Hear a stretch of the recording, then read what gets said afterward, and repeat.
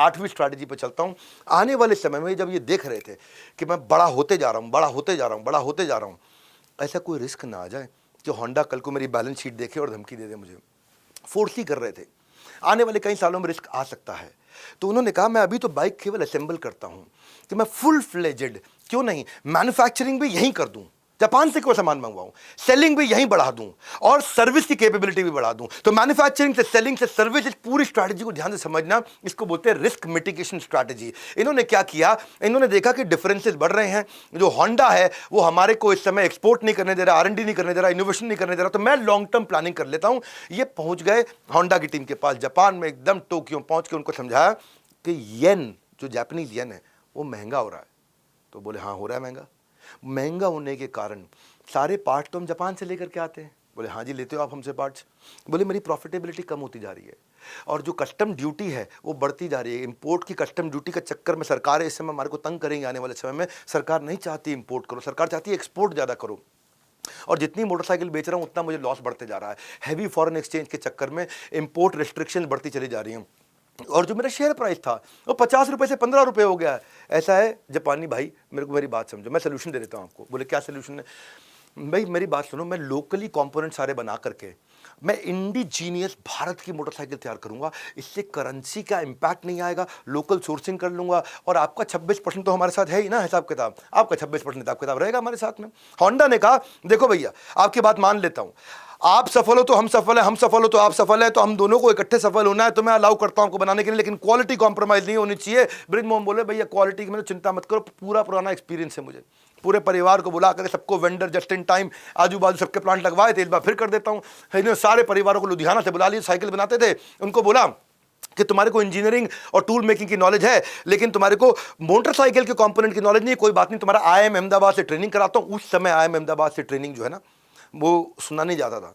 उस समय बड़े विजनरी थे, आगे समय थे, खुद तो स्कूल से ऊपर नहीं पढ़ पाए लेकिन खुद की इनकी मैनेजमेंट कैपेबिलिटी इतनी बड़ी थी, इन्होंने अपस्किल किया सारे के सारे परिवार के लोगों को, पार्टनर्स को अपने।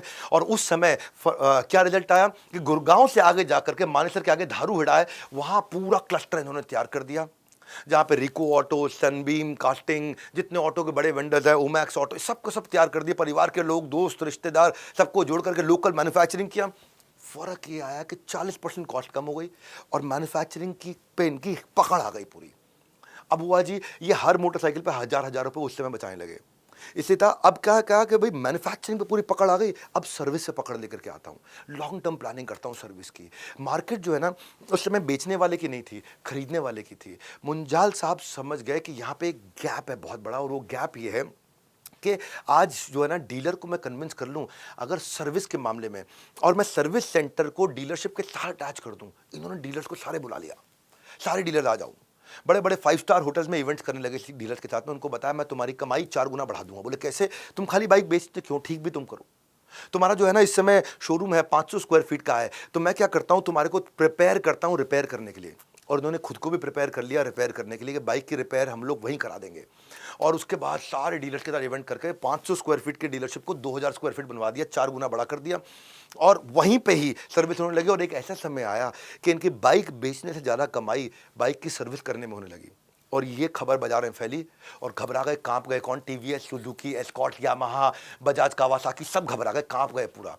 इन्होंने पूरा अब बनाने पे पकड़ लिया है, सर्विस करने में पकड़ लिया है, अब कहीं हम बेचने पे और पकड़ लाना चाहते हैं, क्योंकि सब के सब मोटरसाइकिल शहरों में बेच रहे हैं। क्या मैं गांव में जा सकता हूं? Suzuki, Yamaha, Bajaj, Kawasaki, TVS सब शहरों में बेच रहे हैं, मैं गांव में जा सकता हूं? नंबर 1 रहने के लिए मुझे कस्टमर बेस एक्सपैंड करना है। तो ब्रिज समझते थे अगर रूल करना है तो रूरल को पकड़ना है, रूल करना है, रूरल, रूरल मतलब गांव को पकड़ना है। रूल करने के लिए रूरल की तरफ चले गए, 1 महीना खुद ही निकल गए सारे गांव में, और इतना भ्रमण किया, अलग अलग गांव में लोगों से मिले, जाकर के समझे वहां पे।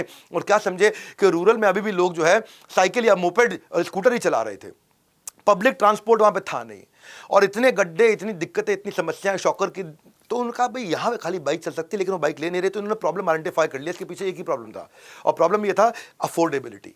और उसके लिए इन्होंने क्या किया, हीरो होंडा फिनलीज एक नई कंपनी, कि मैं गांव वालों को अगर लोन दे दूं सस्ते इंटरेस्ट पे या इंटरेस्ट फ्री हल छोटा लोन दे दूं, उनके लिए बाइक खरीदना आसान कर दूं और वहीं पे ही अपने सर्विस सेंटर और सेल सेंटर्स बनाना शुरू कर दूं। अंडर सर्व्ड मार्केट, वो मार्केट जिसको किसी ने किसके बारे में सोचा ही नहीं था। 4 बाइकें इनकी पहले शहर में बिकती थी, 1 गांव में, और थोड़े समय में ऐसा होने लगा जब 4 शहर में बिकती थी, 4 ही गांव में बिकने लगी। 1 से 2 से 3 से 4 पे आ गए गांव में, यानी कि गांव और शहर अब बराबर बिकने लग गई और बजाज के मुकाबले 5 गुना बड़े हो गए। अब परमानेंटली इस समय ये बाइक में भी भारत में नंबर 1 हो गए। इतनी तैयारी कर ली, मैन्युफैक्चरिंग भी पकड़ लिया, सर्विस भी पकड़ लिया, सेल्स भी पकड़ लिया, रेडी हो चुके थे।